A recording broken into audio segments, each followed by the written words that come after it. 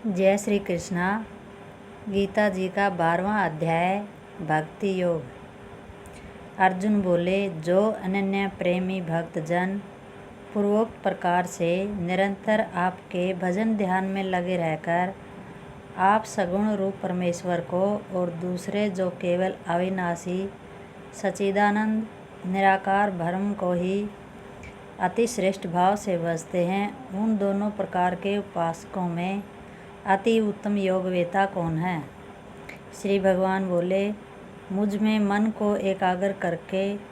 निरंतर मेरे भजन ध्यान में लगे हुए जो भक्तजन अतिशय श्रेष्ठ श्रद्धा से युक्त होकर मुझ सगुण रूप परमेश्वर को भजते हैं,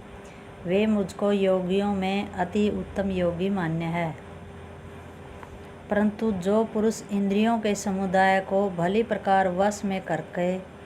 मन बुद्धि से परे सर्वव्यापी अकथनीय स्वरूप और सदा एक रस रहने वाले नित्य अचल निराकार अविनाशी सच्चिदानंद ब्रह्म को निरंतर एक ही भाव से ध्यान करते हुए भजते हैं, वे संपूर्ण भूतों के हित में रत और सब में समान भाव वाले योगी मुझको ही प्राप्त होते हैं। उन सच्चिदानंद निराकार ब्रह्म में आसक्त चित्त वाले पुरुषों के साधन में परिश्रम विशेष है, क्योंकि देहाभिमानियों के द्वारा अव्यक्त विषयक गति दुखपूर्वक प्राप्त की जाती है। परंतु जो मेरे प्राण रहने वाले भक्तजन संपूर्ण कर्मों को मुझ में अर्पण करके मुझ सगुण रूप परमेश्वर को ही अनन्य भक्ति योग से निरंतर चिंतन करते हुए भजते हैं, हे अर्जुन, उन मुझ में चित्त लगाने वाले प्रेमी भक्तों का मैं शीघ्र ही मृत्यु संसार समुद्र से उद्धार करने वाला होता हूँ। मुझ में मन को लगा और मुझ में ही बुद्धि को लगा, इसके उपरांत तू मुझ में ही निवास करेगा, इसमें कुछ भी संशय नहीं है। यदि तू मन को मुझ में अचल स्थापित करने के लिए समर्थ नहीं है तो हे अर्जुन, अभ्यास रूप योग के द्वारा मुझको प्राप्त होने के लिए इच्छा कर। यदि तू उपयुक्त अभ्यास में भी असमर्थ है तो केवल मेरे लिए कर्म करने के परायण हो जा। इस प्रकार मेरे निमित्त कर्मों को करता हुआ भी मेरी प्राप्ति रूप सिद्धि को प्राप्त होगा। यदि मेरी प्राप्ति रूप योग के आश्रित होकर उपयुक्त साधन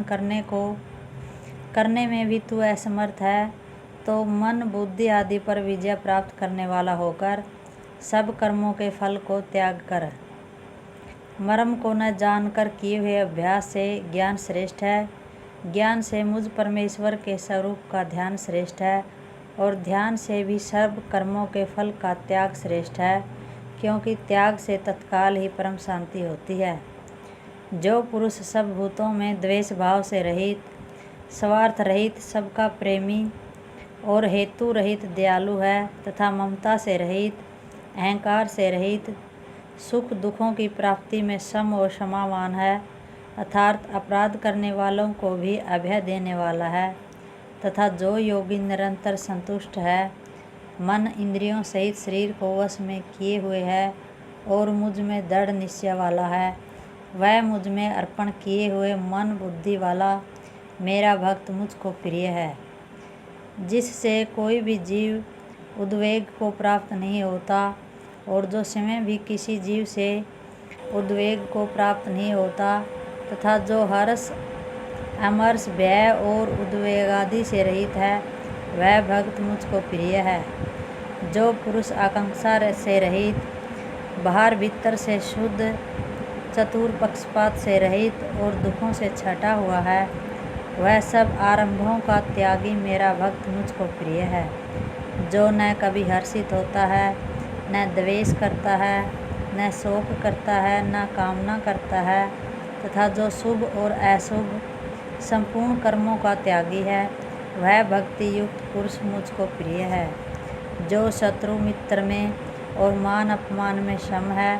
तथा सर्दी गर्मी और सुख दुख आदि द्वंद्वों में सम है और आसक्ति से रहित है,